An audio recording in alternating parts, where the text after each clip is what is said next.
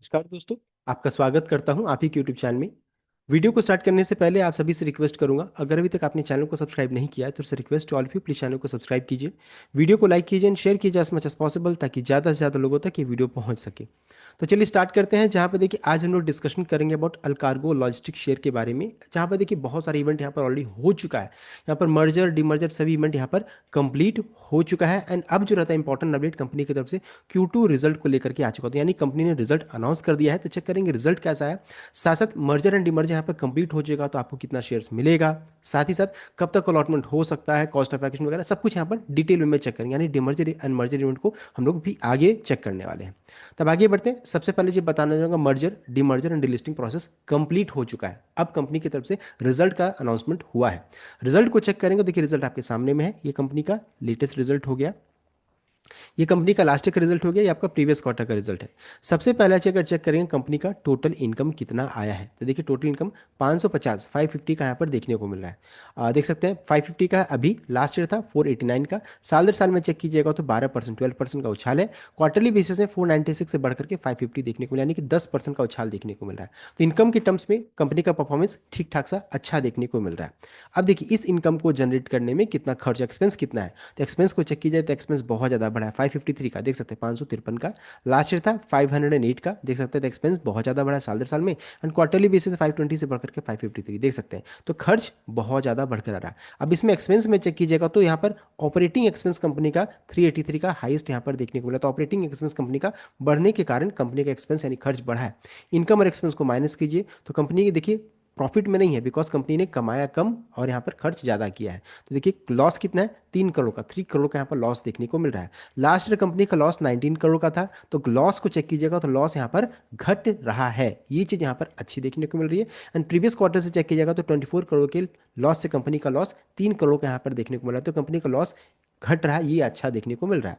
अब देखिए यहाँ पर एक और चीज़ ध्यान दीजिएगा कि यहाँ पर एक एडजस्टमेंट देखने को मिल रहा है। एक्सेप्शनल आइटम को ऐड किया गया, जिसमें बोला गया कि रेफर नोट नंबर 3, तो 15 करोड़ का और नुकसान को यहाँ पर जोड़ दिया गया है। नुकसान क्या हम लोग उसको आगे चेक करेंगे। तो 15 करोड़ का यहाँ पर एक्सेप्शनल आइटम ऐड किया जा रहा है, जो इस कारण से कंपनी का प्रॉफिट बिफोर टैक्स देखिए 18 करोड़ के लॉस में चली गई। पहले 3 करोड़ था, 15 करोड़ और ऐड किए तो 18 करोड़ का लॉस हो गया। पिछले क्वार्टर से, पिछले साल से चेक कीजिएगा तो लॉस अभी भी कम हुआ है, लेकिन पिछले क्वार्टर से कंपेयर कीजिएगा तो अब सेम हो गया है। तो देख सकते हैं एक्सेप्शनल आइटम के कारण थोड़ा सा लॉस, यहाँ पर लॉस के कारण यहाँ पर थोड़ा सा कंपनी का प्रदर्शन अब ढीला ढाला सा नजर आ रहा है। अब आगे बढ़ते हैं। उसका अगर चेक करेंगे टैक्स वगैरह सबको माइनस करने के बाद, तो देखिए कंपनी का डेफर्ड क्रेडिट हुआ है 16 करोड़ का। तो ये चीज़ आप यहाँ पर अच्छी देखने को मिली, कंपनी को टैक्स यहाँ पर बेनिफिट मिल रहा है। तो देखिए कंपनी का फिर अब टोटल चेक करेंगे कंपनी का कितना लॉस है। तो देख सकते हैं लॉस अब चेक कीजिएगा तो 3 करोड़ का हो गया, बिकॉज डेफर्ड टैक्स यहाँ पर आ रहा है। 3 करोड़ का यहाँ पर आया है। लास्ट ईयर चेक कीजिएगा तो कंपनी 14 करोड़ के प्रॉफिट में थी। तो देख सकते हैं यहाँ पर कंपनी घाटे से मुनाफे से घाटे में आ गई। एंड पिछले क्वार्टर से चेक कीजिएगा तो 13 करोड़ की लॉस से यहाँ पर 3 करोड़ का लॉस यहाँ पर देखने को मिल रहा है। तो रिजल्ट देखिए मिला जुला सा मिक्स काइंड ऑफ रिजल्ट देखने को मिल रहा है। अब है ओवरऑल अगर चेक कर लेते हैं कंपनी को कि लॉस हुआ कि प्रॉफिट हुआ, चलिए उसको हम लोग जरा फाइनली चेक कर लेते हैं हुआ क्या है यहाँ पर। तो देखिए profit and loss from discontinuing operation को चेक कीजिएगा तो यहाँ पर एक बताया जा रहा है। प्रीवियस क्वार्टर में चेक कीजिएगा तो एक ही था।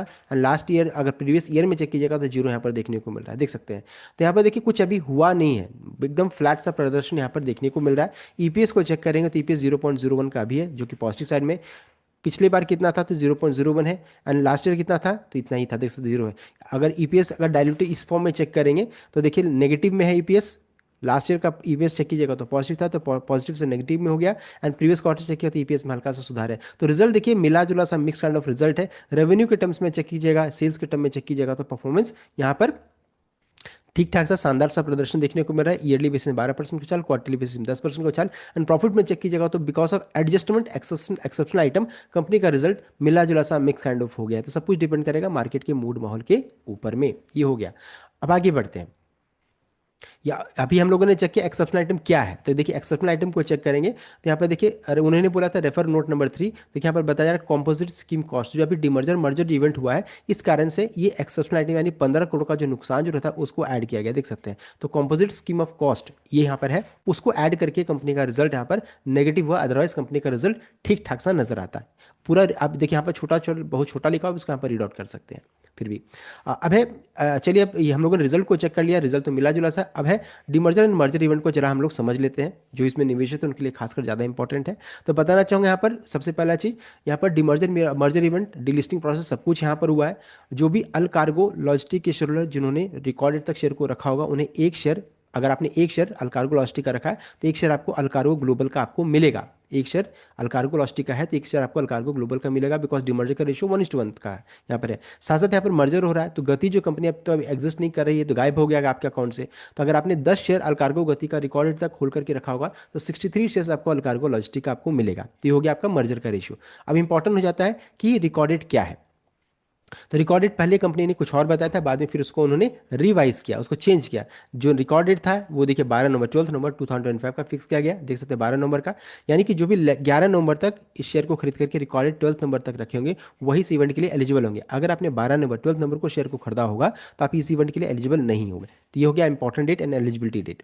नेक्स्ट है आपका, अगर अभी चेक कीजिएगा तो अभी भी देखिए अल्कार्गो लॉजिस्टिक को बीई कैटेगरी में रखा गया है। अभी इसका करंटली भाव चल रहा है 13 रुपीज़, 13 रुपये 9 पैसा का।